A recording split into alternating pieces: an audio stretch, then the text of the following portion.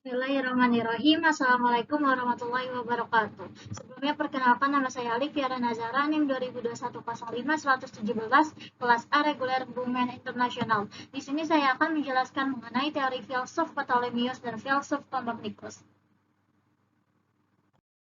Nah, sebelumnya pastinya kalian mengetahui kan bahwasanya bumi berputar pada porosnya, bulan berputar mengelilingi matahari dan bumi, serta planet-planet lain semuanya berputar mengelilingi matahari. Nah, astronom atau ahli perbintangan berkebangsaan Polandia bernama Nicolaus Copernicus yang mengatakan hal tersebut. Copernicus juga memberikan banyak kontribusi penting nih bagi perkembangan ilmu astronomi. Salah satunya, Copernicus mampu menerapkan matematika untuk menghitung posisi planet dan memprediksi durasi waktu terjadinya peristiwa-peristiwa angkasa. Salah satunya adalah terjadinya gerhana. Pada abad ke-13, selama berada di Italia, Copernicus sudah berkenalan dengan ide-ide filsuf Yunani, yakni Aristarchus. Disitulah kemudian beliau mengeluarkan teorinya, yakni bumi dan planet-planet lain berputar mengitari matahari. Nah, kemudian beliau semakin yakin atas kebenaran hipotesa heliocentrisnya. Oleh karena itu, Copernicus memerlukan waktu yang cukup lama. Bahkan untuk melakukan pengamatan itu, beliau membutuhkan waktu selama bertahun-tahun. Serta perhitungan cermat yang dilakukan untuk penyusunan buku besarnya yang berjudul The Revolutionibus Orbium Coelestium. Bukunya tersebut tentang revolusi bulatan benda-benda langit, yang melukiskan teorinya secara terperinci dan mengedepankan pembuktian-pembuktiannya. Beliau juga mengatakan bahwasanya bumi berputar pada porosnya, bahwa bulan berputar mengelilingi matahari dan bumi serta planet-planet lain semuanya berputar mengelilingi matahari. Tetapi Nicolaus Copernicus mencoba menyempurnakan teori heliocentrisnya. Dan kemudian beliau berhasil banyak menemukan fakta-fakta baru mengenai kondisi-kondisi planet di alam semesta, yakni adanya kecepatan perputaran tiap planet yang akan mempengaruhi kondisinya. Dan seperti para pendahulunya, beliau juga membuat perhitungan serampangan mengenai skala peredaran planet mengelilingi matahari. Meskipun begitu, bukunya lantas mendapat perhatian yang besar loh dari masyarakat saat itu. Setelah 50 tahun diterbitkan, sayangnya teori Copernicus tidak lagi cukup populer.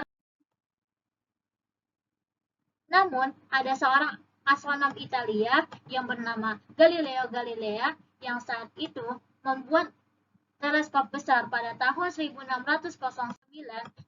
Beliau mencoba melakukan penelitian langit, sehingga hasilnya beliau meyakini bahwasanya kebenaran dari teori Copernicus tersebut.